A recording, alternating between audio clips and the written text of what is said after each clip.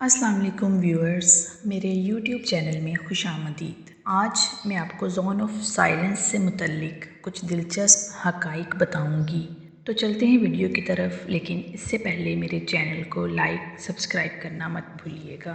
ریگستان کا ایک علاقہ جسے ٹرینو ورٹیکس کہا جاتا ہے، جو میپیمی بائیوسفیئر ریزرو کے اندر واقع ہے، عجیب و غریب واقعات کے لیے جانا جاتا ہے۔ خاموشی کا علاقہ، جسے لا زونا ڈیل سائلنسو بھی کہا جاتا ہے، ایک ایسی جگہ ہے جہاں کمپس کنٹرول سے باہر ہو جاتے ہیں اور ریڈیو اور سیٹلائٹ سگنل کام نہیں کرتے۔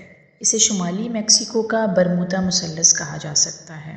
میکسیکو کے زون آف سائلنس میں پہلا واقعہ 1930 کی دہائی میں ہوا، جب فرانسسکو سرابیا نامی پائلٹ نے کہا کہ اس کے آلات صحیح طریقے سے کام نہیں کر رہے اور اس کے ریڈیو نے علاقے پر پرواز کرتے ہوئے کام کرنا چھوڑ دیا۔ بعد میں 1970 کی دہائی میں نیو میکسیکو میں وائٹ سینڈز میزائل بیس سے ایک خرابی کا شکار امریکی میزائل لانچ کیا گیا اور مقام کی طرف توجہ مبذول کرواتے ہوئے گر کر تباہ ہو گیا، یا شاید اس علاقے میں کھینچا گیا۔ میکسیکو کی حکومت نے ریاستہائے متحدہ کی فضائیہ کے تفتیش کاروں کو اس وقت اس واقعے کی تحقیقات کرنے کی اجازت دی جب اس کی وجہ دریافت ہوئی تھی۔ لوکل میگنیٹک فیلڈ، جو ایک بلیک زون پیدا کرتے ہیں، کسی بھی قسم کی نشریات بشمول ریڈیو اور سیٹلائٹ سگنلز اس علاقے میں داخل نہیں ہو پاتے۔ اس کے بعد سے خاموشی کے زون میں تحقیق کی جا رہی ہے، جو میکسیکو کی ریاستوں کوہلا، ڈورینگو اور چیواوا کی سرحد پر ہے، اور میکسیکو کی حکومت نے اس علاقے کی منفرد ماحولیات اور جنگلی حیات کی تحقیق کے لیے ایک تحقیقی مرکز بنایا ہے۔ نظریہ سازوں کا خیال ہے کہ حکومت اس سے کہیں زیادہ تحقیق کر رہی ہے جس کی وہ تسلیم کرتی ہے، کیونکہ تحقیقات کے لیے کئی غیر معمولیات ہیں۔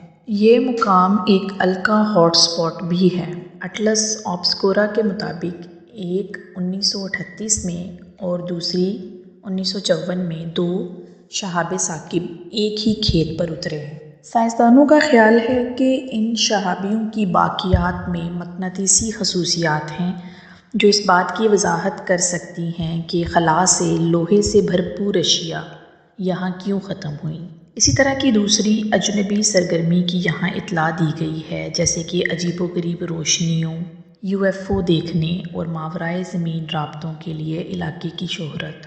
کچھ کا دعویٰ بھی ہے کہ اسے ماضی میں اور اب ایک ایلین پورٹل کے طور پر استعمال کیا گیا ہے۔ رینچرز نے اطلاع دی ہے کہ غیر معمولی روشنیاں اور عجیب و غریب لوگ کہیں سے بھی نمودار ہو رہے ہیں اور اوپر سے ہونے کا دعویٰ کر رہے ہیں۔